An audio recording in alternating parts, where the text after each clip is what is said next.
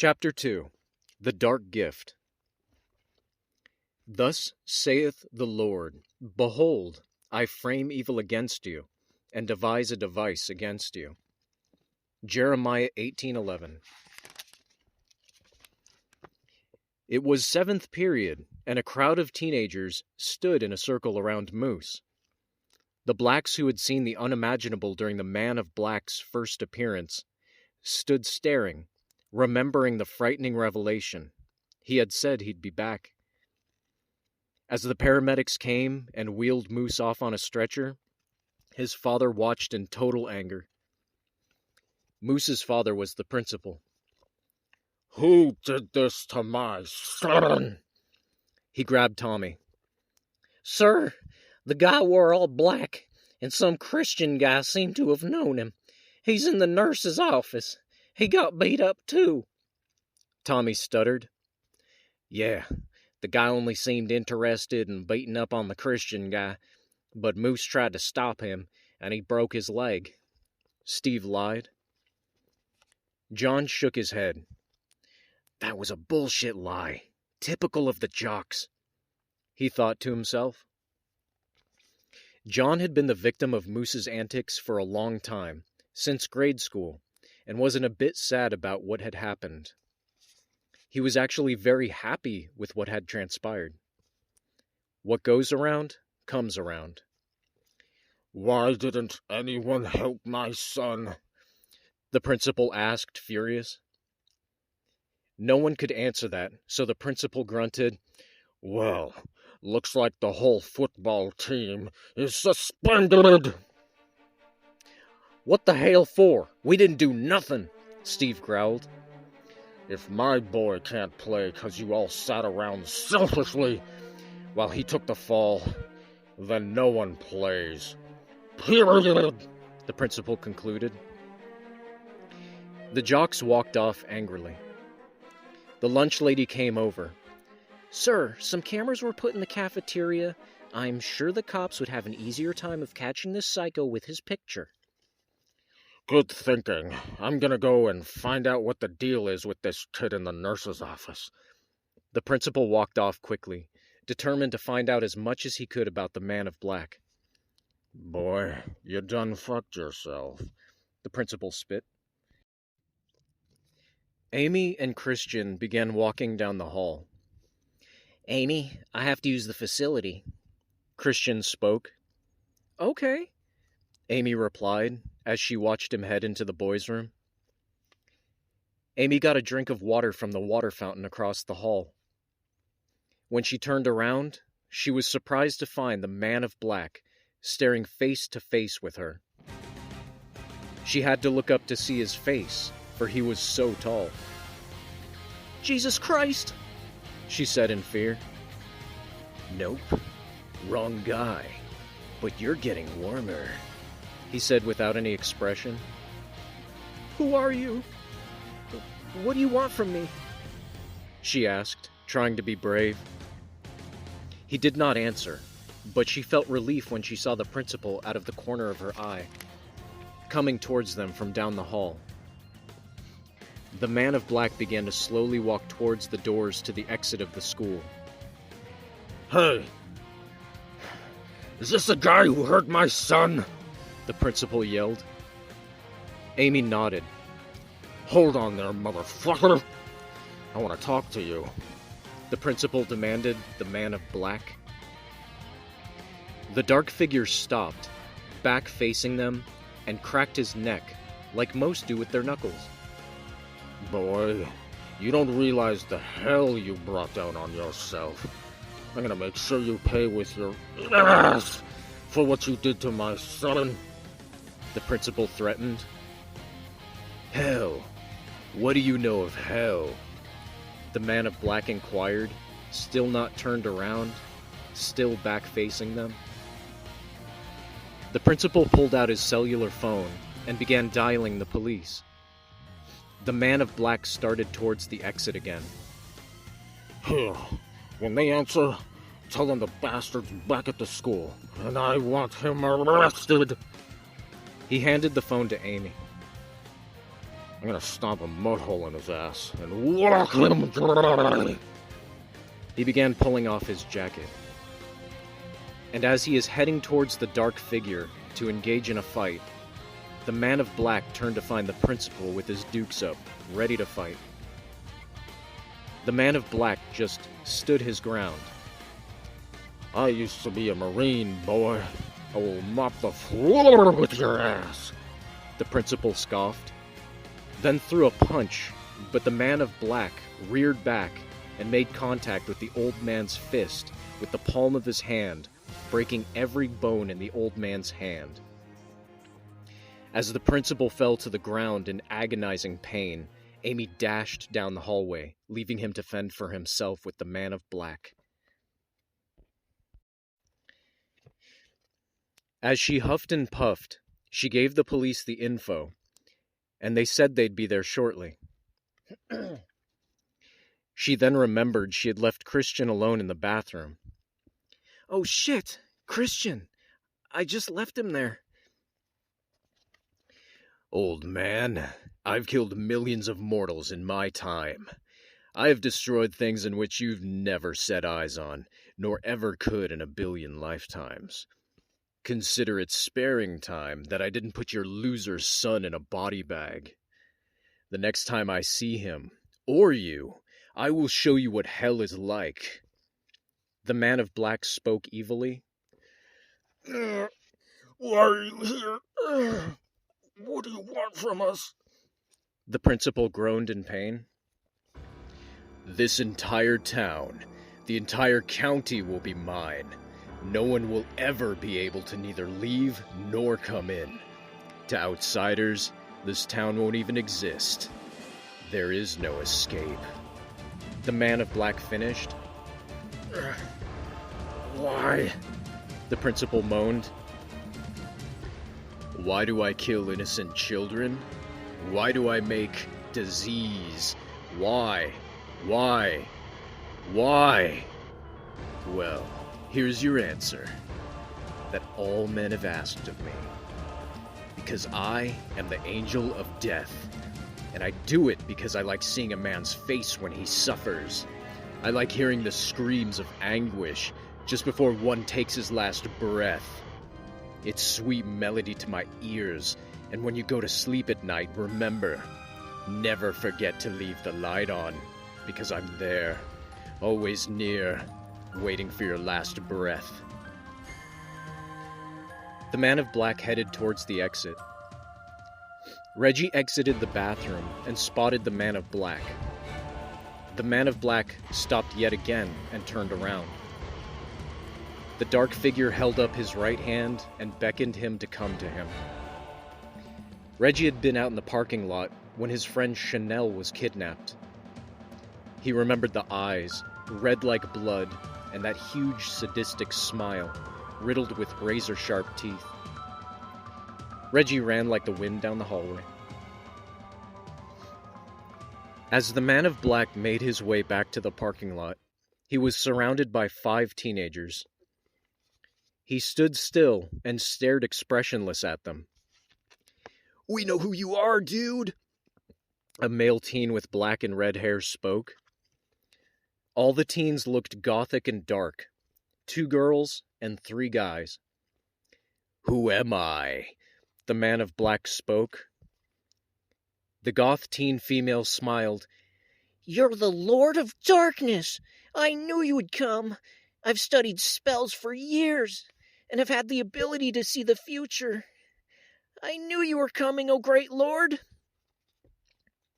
The man of black smiled. "So, it is my dark gift you wish. If you want the gift, you simply need to bow down before me and take my hand. I will show you worlds you have never known. I shall indulge your desires." He holds out his hand. They bowed down quickly, and all held his hand. "Father Lucifer, thou art great in all your wisdom and kindness," another spoke, pleased. The man of black smiled. "You all bear my sign. Now, therefore, you shall receive your just reward. He smiled. Now close your eyes, he commanded them. Excuse me. At that moment, 5 satanic teens were turned to ashes, suffering the fate of second death, death to one's soul. Ashes to ashes, dust to dust. The man of black left the school in his car before the police could arrive. Reggie slammed hard into Amy on accident, 'cause he wasn't paying attention to where he was going. They both hit the ground hard. Oh, I feel like I got hit by a Mack truck, Amy moaned, trying to get up. Reggie looked around for the man of black, but no sign of him. Did you see Damien? Amy asked. Who? Reggie asked, getting up. The big guy dressed in black, she described. Shit, yeah. I was coming out of the bathroom, and there he was, larger than life, Reggie exclaimed. What did you do? She asked. I ran as fast as my black ass could carry me is what I'd done, he said excitedly. Hey, what happened to Christian? Amy asked. Who the fuck is he? Reggie asked, confused. He was wearing all white. We had stopped so he could use the restroom, the one you were in, she replied. Nope. You trippin' 'cause I was standing in front of the mirror the whole time. I didn't see a soul enter the bathroom. He spoke, walking away. Say what? I seen him go in. How could have you not noticed? She asked, confused. Look, I'm getting out of here. I don't want to run into this crazy motherfucker, so see ya. Reggie finished and took off. She soon followed, but now totally confused. When the police arrived, the principal gave the full rundown of the situation, all that had happened, and the tapes of the cafeteria incident. Amy and Reggie listened in. Sir, did you see where he went? Officer Winston asked. Yes, he went outside and got in his car and rode off that way. The principal pointed towards the main road heading south. He left out the part about the kids who were turned to dust, because he didn't himself wish to be committed. Did you get a license? The officer asked. No, but the car he was driving shouldn't be too hard to find. It was an old '74 Lincoln. It was the color white. I used to have one myself, so I know, the principal added. Amy became confused, as did many others, for the man of black had been driving a black Cadillac earlier that day, and the day of the kidnapping. Why change cars? What was going on? No, the dude's car's black. It's an old Cadillac, a teenager named Scott insisted. Seen it when he came the first time and then today. The cops were scratching their head. No, you're mistaken. I seen the guy leave in a white '74 Lincoln. The principal disagreed angrily. They began arguing back and forth about the car. Shut up. Now listen, just give us the outside camera and videos and we'll take it from there. The officer yelled over the crowd. Sorry, officers. I'll get the tapes. Kids these days. The principal shrugged and hurried into the school to get the tapes, cast on hand. Now, everyone go home. We will handle this, the cop demanded. Cops. 1 week later, not very many of the teenage students were attending school, even though the police promised protection during school hours. The principal sat in his chair, in deep thought. The secretary entered. Sir, there's a detective here to see you with the sheriff, she informed him. He nodded. The sheriff and the detective walked in and sat. And who are you? The principal asked the detective. They call him Stalker, The sheriff answered. But you can just call me John, the detective finished. Why Stalker? Why the name? The principal asked. It's a nickname I got from the media. Kind of stuck with me, John replied. Oh, great. That's all we need. Someone famous in our little quiet town to stir things up. Worse than it is already. The principal groaned. He was called in because he's the best. And from what he's told me about this guy, we're in a lot of trouble.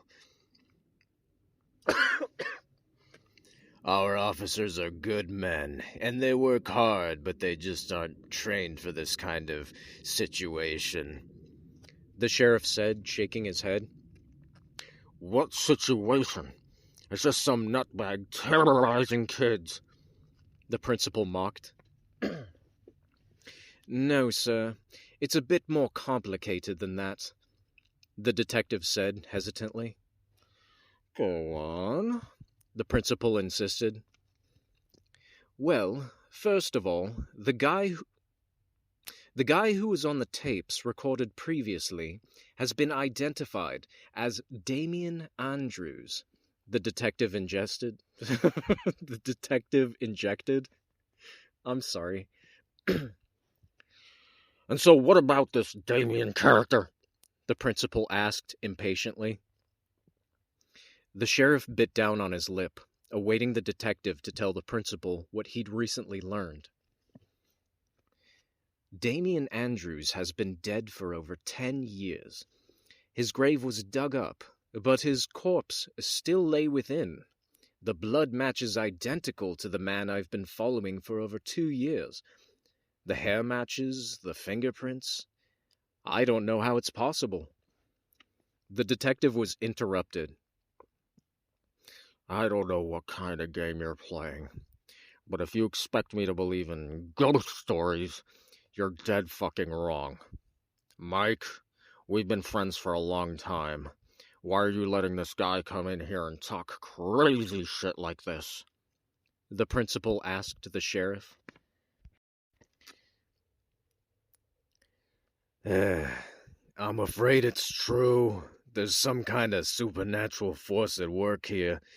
An evil force. The sheriff frowned. The principal sat back in his seat quietly contemplating. How the fuck hasn't this been on the news or in the papers? Why hasn't anyone heard of this until now? The principal was skeptic. Everywhere this guy's been, it appears as though he can change his appearance, but most of the time he remains what some call the Man of Black, which is his true identity. We know this because of clues he's left behind. The media has branded him as many different people, and they don't realize he's one man. Many schools all over the country have seen him, but the witnesses either end up dead or discredited. For example, the California school, the Waco, Texas situation.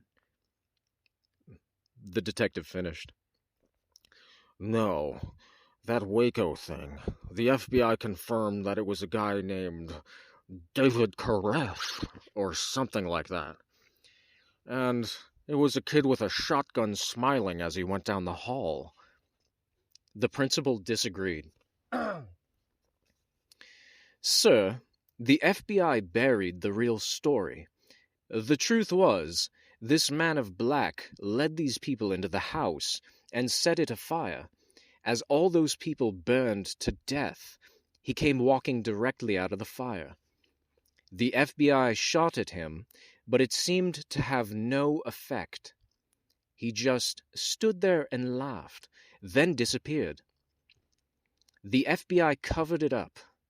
Everything he's done has been covered up. If people knew something like this, something evil and so powerful the cops couldn't prevent it, There'd be panic all over the world. The detective said straight-faced. They all sat up in silence, and the principal lit up a cigarette. Then they all lit up. This is not happening. This is some kind of sick nightmare. Who is this Damian Andrews? Why does he do this? The principal sat back. Tell him what happened. The sheriff beckoned the detective. The detective took a deep breath and then began the story. When he was a child, his father beat him and his mother. His mother lost her mind, and soon the father left for another woman. Soon after, the mother had one more child. She had been pregnant before he'd left. Well, she mysteriously came up dead 6 days after having the child. Damien was the older of the two, and the kids were put in foster homes. Damien, however, was so emotionally distraught, the foster homes wouldn't keep him, so family services put him wherever they could find a bed. This kid suffered bad, and the only thing he ever did was be born. But he had a strong will, though he had been beaten repeatedly by other juveniles throughout placements. Also, there were reports of him claiming to have been raped by some kids. No one did a follow-up.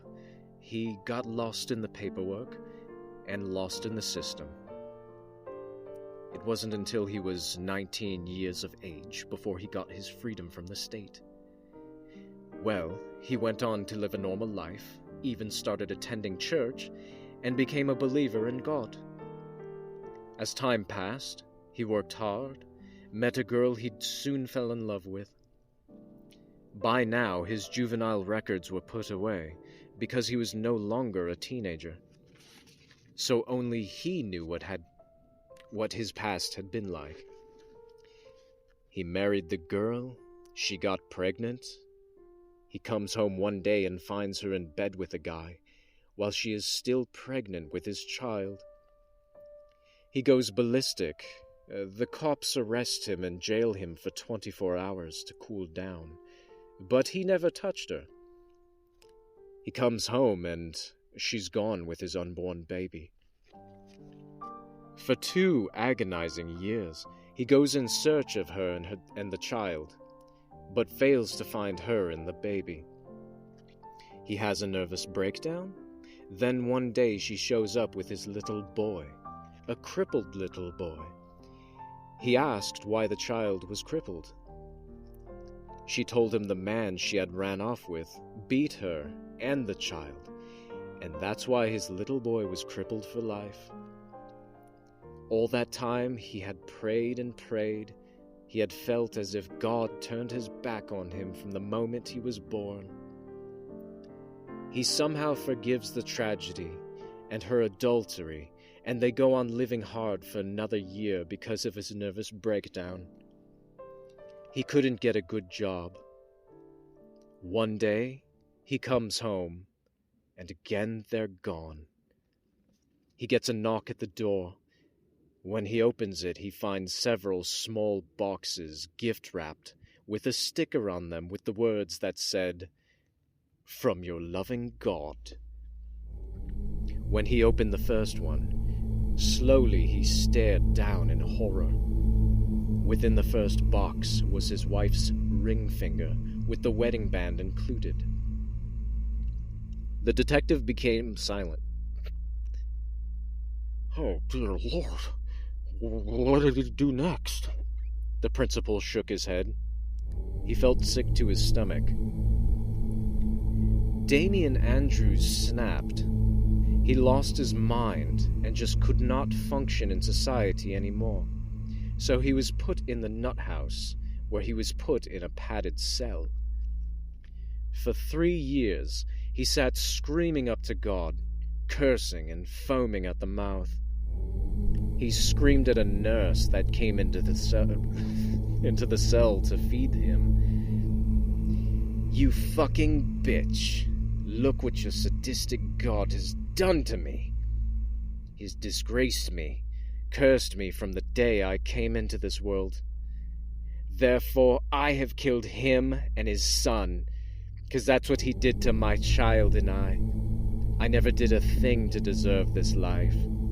I worked hard just like everybody else. All I ever asked for was love, and yet the wrath of hell was bestowed upon me. God damn you, God. Well, that nurse was my sister. On her last day of work, she pulled up into the parking lot. There was a crowd. Employees, police, and paramedics stared in horror as they witnessed a living nightmare. Damian Andrews had been crucified on a man-made cross that hung directly above the asylum for all to see. No one knew how he got there, or how the killer managed to pull it off with no witnesses. But the one thing that shocked everyone the most was what he was wearing.